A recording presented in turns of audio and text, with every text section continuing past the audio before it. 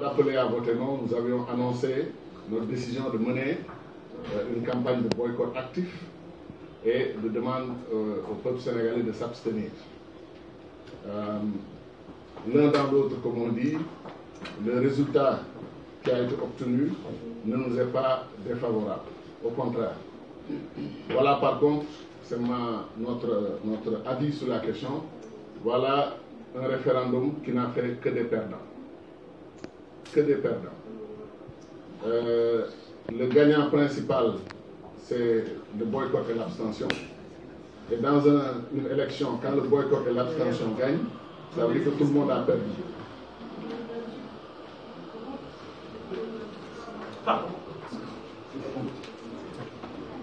Voilà, donc je disais que dans une élection, quand le boycott et l'abstention l'emportent, c'est tout le monde qui a perdu.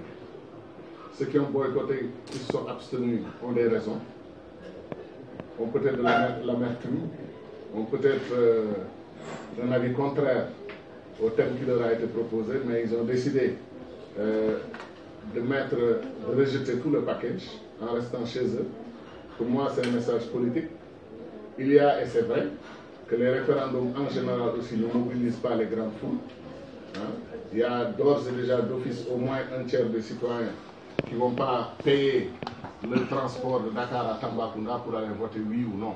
Ça, c'est acquis d'avance, il faut le reconnaître. Mais en même temps, le résultat, on a eu quand même une histoire de référendum au Sénégal sous Senghor, où le taux de participation était très élevé, mais à l'époque c'était le parti unique, c'était beaucoup plus facile. Et ensuite, sous Abdoulaye Wade, on a eu un taux de participation de 61%, ce qui n'est pas mal du tout pour un référendum. Et là, malheureusement, on nous a annoncé un taux de participation de 38%. Et encore que, beaucoup de Sénégalais pensent que c'est beaucoup moins important, le taux de participation. On nous a dit qu'en France, le taux global de participation est de 13%.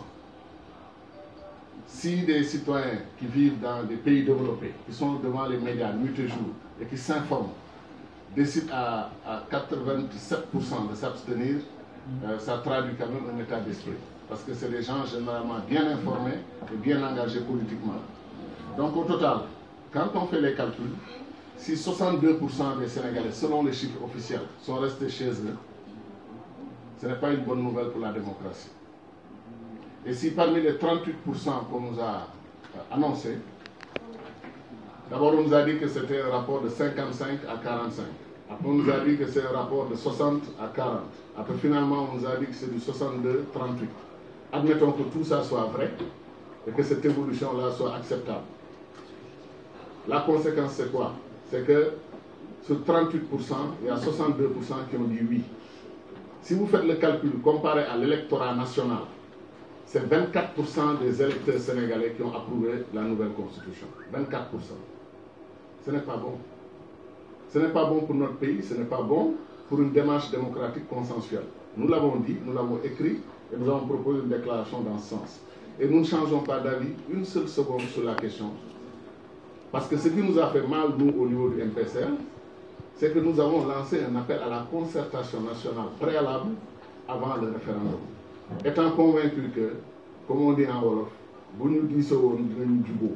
si on avait discuté, on aurait trouvé un terrain d'entente. Parce que c'est bon qu'un référendum réunisse l'essentiel des Sénégalais, plutôt qu'un référendum divise et cristallise les divisions dans notre pays. Nous étions très tristes de constater que ce référendum allait dans cette direction. Quel que soit, et ça c'est aussi une particularité du MPCL, on était les seuls à avoir dit que quel que soit ce qui gagne, le oui ou le non, le pays est déjà divisé, le pays est cristallisé dans des camps. Or, le Sénégal traverse une phase particulière de son histoire où on n'a pas besoin de cela. Et donc, on était très malheureux. Et nous, on a dit aussi, ce que d'autres n'ont pas dit, que si le non l'emportait, massivement ou pas, il faut veiller à ne pas déstabiliser les institutions de la République. Le président de la République, Macky Sall, a été élu démocratiquement et de façon transparente, et il a un mandat solide que le peuple sénégalais lui a donné en 2012.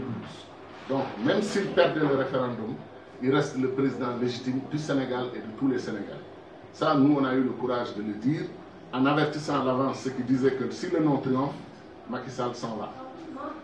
faire partir un président, quelle qu'en soit la forme, alors que son mandat n'est pas à terme, est dangereux pour une démocratie et déstabilise les institutions. Or donc, comme dirait Senghor, or donc Macky Sall est un président légitime, démocratiquement élu. Donc s'il propose un référendum, quelles que soient les différences, voire les divergences que nous pouvons avoir avec lui sur le référendum, sur son contenu, s'il gagnait ou s'il perdait, il devait rester et continuer son mandat tranquillement. Ça aussi, c'est une preuve, à mon avis, de maturité et de modération dans notre démarche. Parce que nous, on est des élèves de Cheikh Anta Diop. C'est Cheikh Anta qui disait quand vous avez la vérité et que vous y ajoutez l'insulte, vous affaiblissez votre vérité. Donc, c'est mieux toujours d'avoir une attitude polie, respectueuse des Sénégalais et des citoyens sénégalais, une attitude correcte et une attitude humble. Parce que Dieu seul connaît la vérité. Et comme il ne nous parle pas directement, il ne nous dit pas son avis sur certaines questions, il nous laisse faire. Parce qu'il nous a donné la latitude de pouvoir choisir notre position. Donc nous pensons détenir la vérité, les autres aussi pensent détenir la vérité.